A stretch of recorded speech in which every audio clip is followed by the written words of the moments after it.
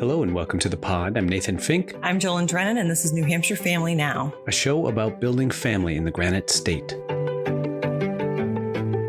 Today in the pod, Joelyn turns 40. We reflect on parenting expectations versus reality. And later, Michelle Lewis, Executive Director of the Parent Information Center of New Hampshire, joins us to talk family engagement and the power of listening to parents and families.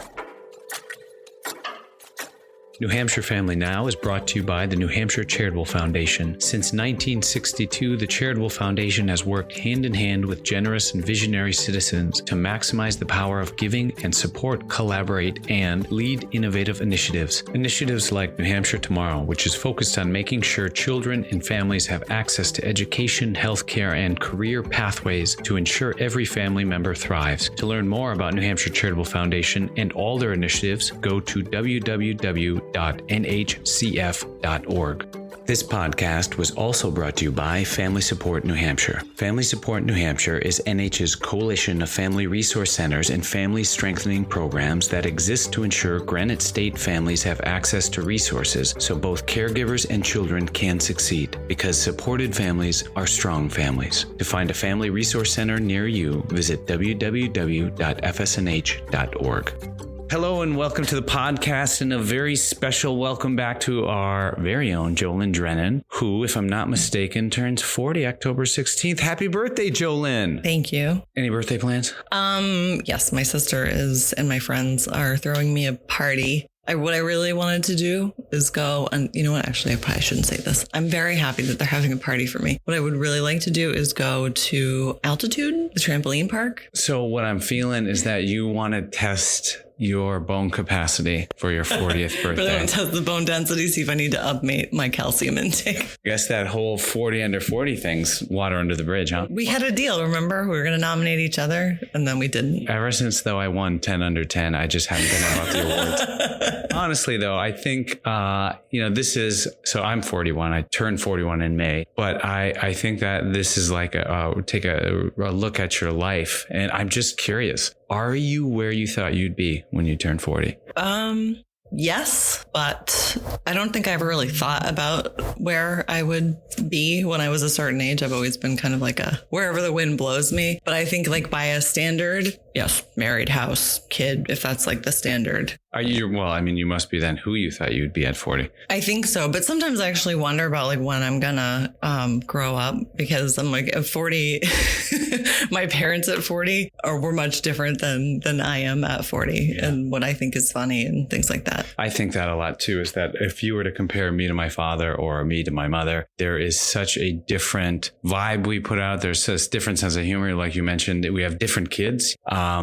Is parenting what you thought it would be upon reflection? Well, I think it's a lot more fun than I thought it was going to be, because people always tell you like the worst of the worst thing. Like they're always like, oh, just wait until your kid starts doing this. Like they want to tell you about like the worst thing. And I don't really see that. I think that there are some challenges to parenting. There are things that I would like to do that I don't necessarily have the freedom to do because I have a little person I need to take care of. But overall, I think it's a lot of fun, and it's fun to watch my son grow up and to say things and like reflect things that when I'm shocked that he said something, and then I'm like, oh, where'd you get that attitude from? Well, I guess he got it from me. So it's like, if I'm not mistaken, though, Wiley was born when you were living in Memphis, mm-hmm. right? I think that's probably when it was the hardest, was when I became a parent and I lived in Memphis, and I had no support network. I had no friends. I had nothing. It was, and my husband's job was like insane. So I was constantly alone with Wiley, and it was just me and him, and I used to fill the time, and it was really hard. It was lonely not having a support network there. That was terrible. Without a support network, what did you find yourself having to get through in order to access supports? I didn't know like how to access supports. I wouldn't even have thought to look outside of my house or, my family to access supports. Later on in the show, Michelle Lewis, the executive director of the Parent Information Center of New Hampshire, talks about the fact that voice oftentimes comes out of need. And as far as, I've known you now for 2 years, I would say that in my estimation, I'm like, no, there's never a time in Joelyn's life that she didn't have the voice that I hear every day. So you came back and now all of a sudden you've tapped into it. And that is a product of what specifically? So it was one of those things that just kind of happened organically. I put Wiley into a private daycare just a couple days a week. And like within 3 weeks, they were like, you should read this book and then go have your child evaluated, because they thought that he was on the spectrum, had autism. And then it was like a year and a half of just trying to go through evaluations, get referrals from doctors, get diagnosis, get all of these things, and then take it to our public school and say that we needed services for this, which turned out to be a speech delay. And as soon as I had all of those supports in place and we realized what it was, we got him into speech, we got him into, we got services at the school. So that was, I think, the first time as a parent that I had to use my voice. Did that process though inform the way you try to use it from here on out? Absolutely, because I'm an advocate for my child, because I see the product of using my voice, of advocating for him and getting all the services and supports in place that he needed. Looking back though at being a parent, what is most shocking to you about being a parent? Oh boy, that's like a really... I also have all of these ink blots I want you to look at. Yeah, I know. The most shocking thing is, I guess, how much I love it, even if it's like tough, even when it does get tough or challenging, or is how much I love being a parent. The more that I do it, the more I think what shocks me is that hard things are now achievable. My dishwasher broke the other day, and so I had to replace all the plumbing under the sink. I'm not a plumber. I know nothing about that. In fact, I go to our local hardware store and I'm wandering through the plumbing aisle, picking up things just to see how they feel.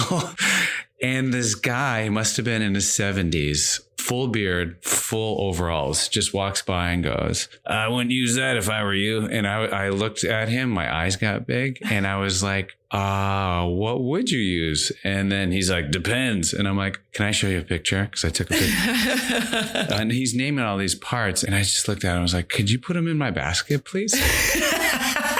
I guess that's the point of the story. You're your main resource, and how you engage with what might be the solutions, because I didn't have to ask that guy. But, I did talk to him. I did show him some vulnerability. I actually did. I was like, this is what I don't know. And you got what you needed.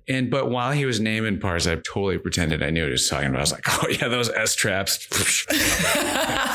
You realize that you are maybe the traffic light of your own experience. It's if you have the knowledge and the support in place for those things that you don't know, like your magical plumbing gnome, and you're willing to accept advice or help, because a lot of people are adverse to that. Like, oh, I don't need this, I don't need that help. And I feel like that's the way I was when I was living in Memphis. I was like, oh, I'm not gonna ask anybody, because I didn't know anybody to ask, or I didn't know where to go. And I was like, I'm just gonna Google it and see what the stages of development are. And I think, actually, going back to your question about what is the most shocking, is how every phase of life or development, and as a parent, so as you're developing as a parent, and then also your child's development, is so different. Like the issues or the problems that, when you're 2, those go away, but then you have these other things that you need to handle when they're 4. So the challenges of certain ages, it's like, oh, that gets better, but then, hey, there's this. Yeah. And then navigating that and just constantly being ready to navigate. Makes me want to take up whittling. Yeah, you should take up whittling. Hey, you know what? I make a great spear. I have to say, Tom strikes me as a whittler. He is a whittler. And you know what? Don't tell him that I may have taken out his special knife set. Well, I, as always, appreciate you having you here. Happy birthday. Thank you. And when we come back, Michelle Lewis, Executive Director of the Parent Information Center of New Hampshire, joins us. Don't go anywhere.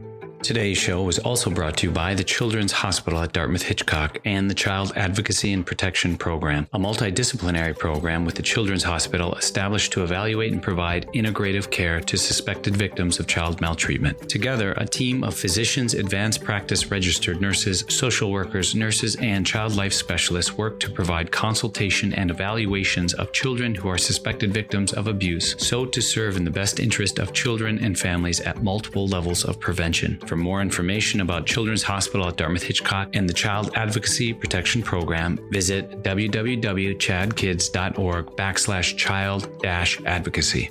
New Hampshire Family Now is a proud participant in the Your Voice campaign. Together, the Parent Information Center, New Hampshire Family Voices, and New Hampshire Children's Trust have launched a statewide campaign dedicated to celebrating the critical role family voice plays in shaping services and systems throughout the Granite State. Because questions families ask and the information they share often makes a difference in understanding a diagnosis, building an effective treatment plan, and informing the services they use every day. To learn more about the campaign, go to nhchildrenstrust.org/yourvoice or picnh.org/yourvoice. Today, I'm happy to be joined by Michelle Lewis, Executive Director of the Parent Information Center of New Hampshire. Michelle, thank you so much for being on the show. Thanks, Nathan, for having me. I have to say, it's been a great pleasure getting to know you and Robin, who guest co-hosted not long ago, and being able to work closely with the Parent Information Center of New Hampshire and New Hampshire Family Voices over this past year. But for those out there who don't know what PIC and New Hampshire Family Voices are as organizations, can you tell us a little bit about them and their missions? Absolutely. So for over 40 years, PIC and New Hampshire Family Voices have been helping families understand the systems and programs that they are a part of, and really helping them navigate to make informed decisions to enhance help their child's well-being and their learning and their development. Our work really focuses on supporting families, youth, professionals to work together for the success of the child. So we're really about that informed decision-making and using families using their voice to work effectively with systems and partnering with educators, community organizations, healthcare providers, and others out in the community to really improve outcomes for children and youth. The things I hear out in the community is parents are their child's first and most influential teacher. And I hear that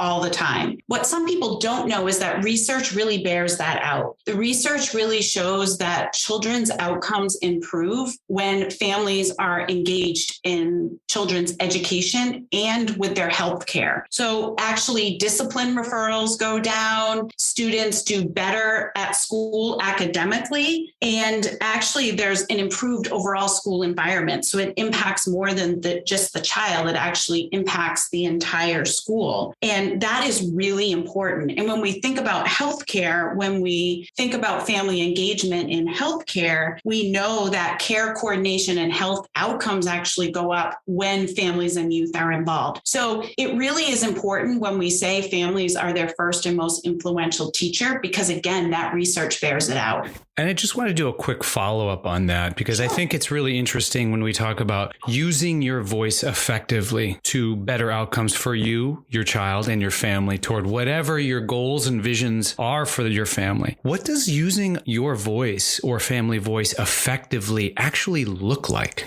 That's a great question, Nathan. I'm not sure there's actually one way. And that's what we like to encourage families, is that their voice, regardless of the way they share it, is really important. At the individual level, it's important for families to give ongoing feedback in terms of what they think about their child's programming, their child care, their health care, all that individual level. Forming that relationship with the teacher. This is back to school time. It's always a stressful time for people. And part of it is because we don't have relationships yet with the teachers that our children are interacting with. And so this is a really important time for you to use your voice as a family at that individual level. You know your child best, right? So begin developing those relationships. And that really is family voice at the individual level. What are the goals you have for yourself? What are the goals you have for your family? And really look at that and share those with the people that are in your children's lives, because ultimately they actually want to hear from you, because they will be able to work with your child and with your family more effectively. At the collective level, family voice really looks at, my coworker would say, the potential in all of us. Basically, the families, communities, providers of services, and systems building. What I like to say is it's really the way we look at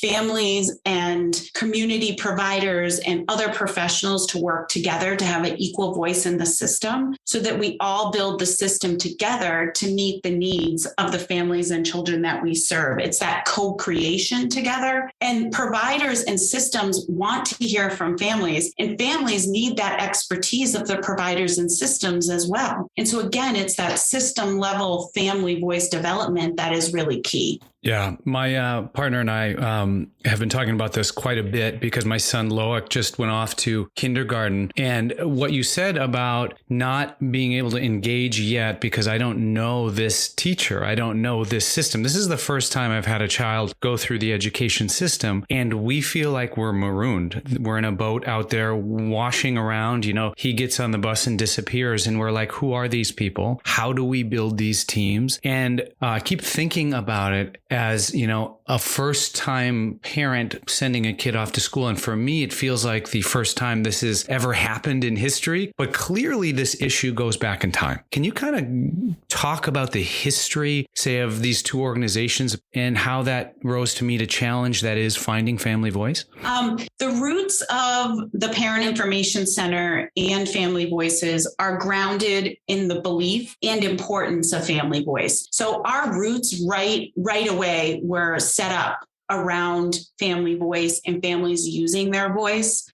PIC actually was founded in 1975 by a group of parents of children with disabilities and others from the New Hampshire Disability and Education focused organizations to really promote the rights of and improve opportunities for persons with disabilities. Now, I know that's quite a mouthful, but it is important to recognize that that's where the roots came from. Our organization was at the same time the nation's first special education law was passed. And so there was a strong focus on increasing awareness among families of children with disabilities about those educational opportunities for children. And so in 1977, PIC became one of the first federally funded parent centers in the country. So we were one of the founding parent centers that were helping families not only educate them about the different types of opportunities that were out there, but also to help them use their voice and be a partner in their child's education. And so really PIC is most recognized and probably most know us from our work with children with special needs and learning and attention issues, because that really is a core expertise. It's grounded in our history, and we really provide a wealth of information to help families understand their rights, the processes to partner, all of those things. But what people don't always know is that since 1995, we actually serve all Granite State families and providers, and really are seen as a pioneer in creating those family and professional partnerships that help parents of all children get involved in their children's learning and development. And you see that through all of the programming that we have, both in early childhood and healthcare, in secondary transition, and K-12 systems. So really, one of the things that both PIC and Family Voices have done over the years is we've really demonstrated our ability to identify and respond to those changing needs of children and families in New Hampshire, because that's really important when you think about the evolution of family voice, like you've talked about. And so we really have responded to meet those needs, and also providing support to the professionals in the system that are really grappling with, we want to hear from families, but we don't know how to. How do we do this? And so our work really has family voice at the center. And again, it's changed over the years. That's incredible. And, as I hear you talk about this, I keep thinking we're seems like a really strange point in history. You've got this intersection of a lot going on with social media, access to information that's different. You've got kind of the walls of the institutions changing based on how information gets out there, how influence gets out there. Have you seen a shift in the way you address this issue, given that shift in communication styles and practices of those institutions and systems? I think the short answer is yes. But the longer answer is much more complicated. And I'm saying that because you have families and systems at very different points in the system. So for us with Family Voice, we've heard from families actually quite a bit right now that they really are done with electronic stuff. They actually are asking for paper again. They're asking for face-to-face.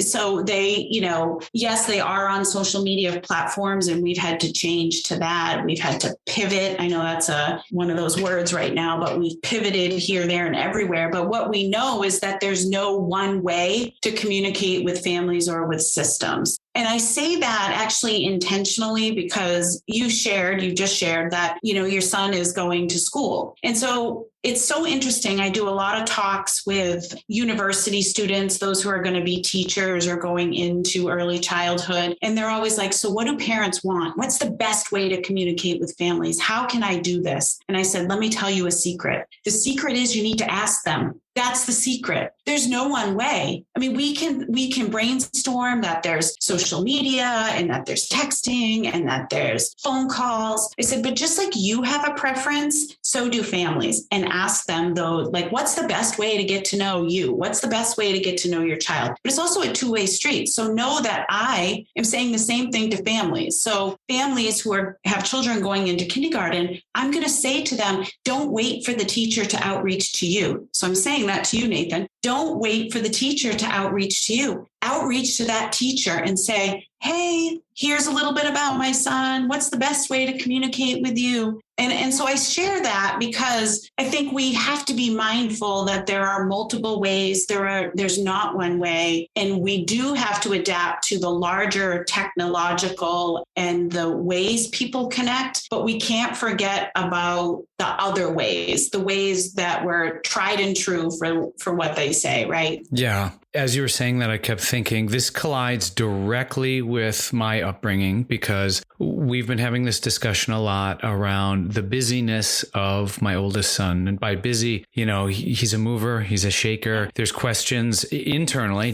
Are we talking about attention deficit? What are we talking about here? And the way I was raised is you hide that, because when you hide that, then you prevent yourself from being tracked. And when you're tracked, there are a couple of tracks. There's the higher track and then there's the lower track. And it's really hard to go from the lower track to the higher track because the system was leaning on that higher track and putting all of its resources there. Now, that's kind of the stigma that I have walking into this conversation. I am there to protect my son, but it also feels like when I hear you talk, you're saying, no. Protecting your son means sharing what you believe about him and how he learns best so that they can adjust for it. Yeah. And that's something very common. I think one thing I will share, one of the things that makes PIC and Family Voices unique is that almost our entire staff has a child or a family member who either experiences a disability, has struggled in school, has healthcare needs,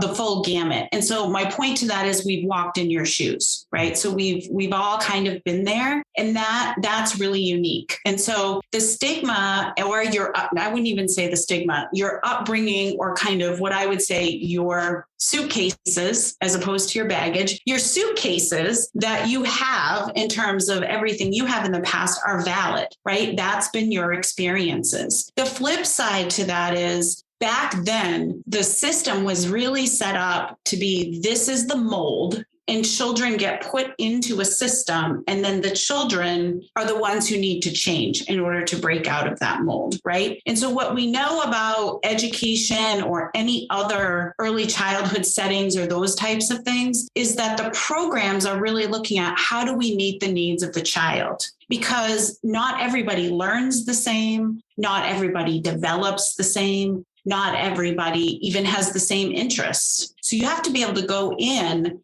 and being willing to share a little bit about who your son is or who your child is in general, how he or she learns. It is a risk and it doesn't always feel good. And I will tell you from personal experience, I mean, I have a senior, I have a child who's graduating this year. And I still, when I go into the school and have to share a little, she does most of her advocating now, but when I have to share, there's an emotional piece to that. And I'm saying that as someone who leads an agency who believes in family voice, supports family voice, helps families share their voice, and helps systems set up paths for families to work in partnership with them. But it's personal. Every time it's personal. Every time we're sharing, it's personal. And we have to recognize that. One of the things I suggest, we use it more in the healthcare model, I think, than we do sometimes with schools or child cares or those types of things, is that before you go into a conversation or into a meeting, is that you write things down and that you really prep yourself so that you can check your barriers. And so if one of your barriers or your baggage or your suitcase is, okay, I've got to figure this out, you can write it down so that you can go in and know what you want to say about your son in order to make sure that your voice is heard. I think we more have a tendency to do that when we go to the doctor, as opposed to when we go into meetings of any kind. Yeah. And I am so grateful that you called my baggage suitcases, though I am looking for another word for all those skeletons I have in my closet. I don't.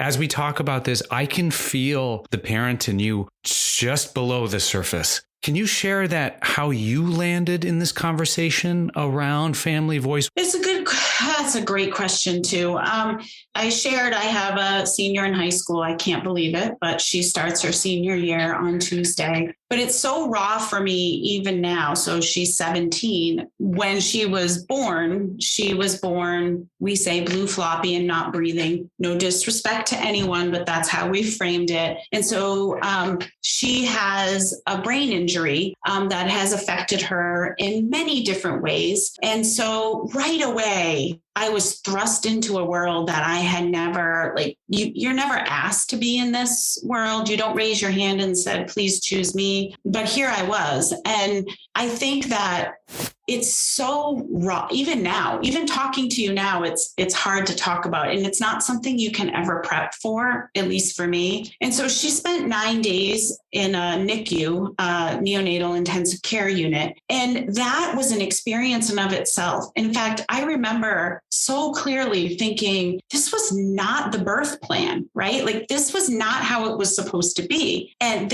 no one talked about this in childbirthing classes. So I went on this kick at one point to be, hey, I think everybody should visit a NICU who's pregnant. Now, that doesn't make a lot of sense. But I will say, having to navigate a NICU and doctors in the NICU and having to use your voice, that was one of the first times I was like, I mean, I will always have a strong personality, but to really have to say, wait a minute, where are the parents? How are you working with us? And so throughout this journey, it's been this balance between personal, where you are, or I am, or my husband and I are trying to advocate, teach our daughter to advocate, to talk about her strengths, but also to talk about what her challenges are and what she needs help with, and then what she qualifies for because she does have a disability. And also helping set up a system so that there are systems in place so that children and families have what they need to succeed. And I'm so passionate about it, but I will tell you, I move between the systems level of family voice and the individual level of family voice all the time because it's personal to me and I'm passionate about the systems. I'm so passionate about it that I'm now the chair of our school board, which is, a balancing act as well. So, my journey is personal. My journey is about systems, but ultimately about my child.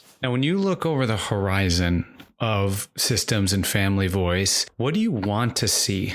I think that for me, one, I don't believe it's a destination. I think it's a journey that is cyclical. So I frame it that way because what I want to see is families and professionals and communities working together to co-create things. So from that systems level straight down to the family level. Not all families want to be involved in systems development, but they have a voice in systems development. For me, I want systems to really look at all the ways that families can partner and share their voice. I don't believe that there is one way, just like there's not one way to parent, there's not one way to teach. There's not one way to be a doctor or a childcare provider, right? So there's all of those types of things. And I say it's cyclical because we have changes all the time, both with our staff in different systems as well as families. And so I want us to have a flexible system that has procedures and systems set up so that regardless of who is in these different systems or who the staff are, that there's a framework.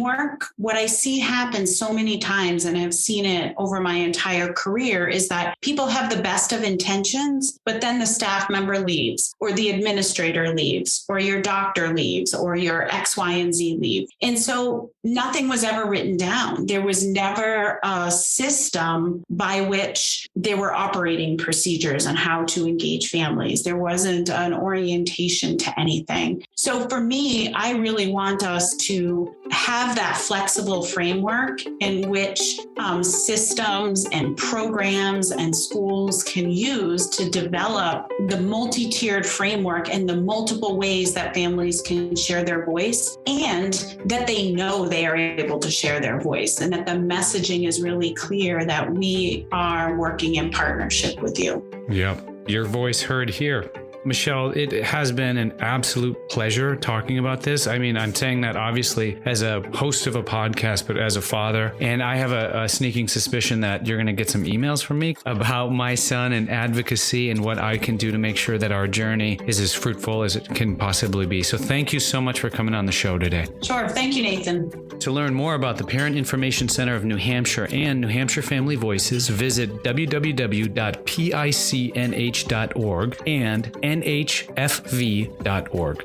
Many thanks to New Hampshire's Office of Social and Emotional Wellness for sponsoring this podcast. Started within New Hampshire's Department of Education, the Office of Social and Emotional Wellness consolidates policy development and implements projects and programs that are focused on health and wellness with an emphasis on behavioral health of all students, youth, and families. To learn more about the Department of Education and its many programs and approaches, visit www.education.nh.gov. New Hampshire Family Now is listed on Apple Podcasts, Spotify, Google Podcasts, Amazon Music, Stitcher, iHeartRadio, and more. Listen wherever you get your podcasts or ask your smart speaker to play New Hampshire Family Now.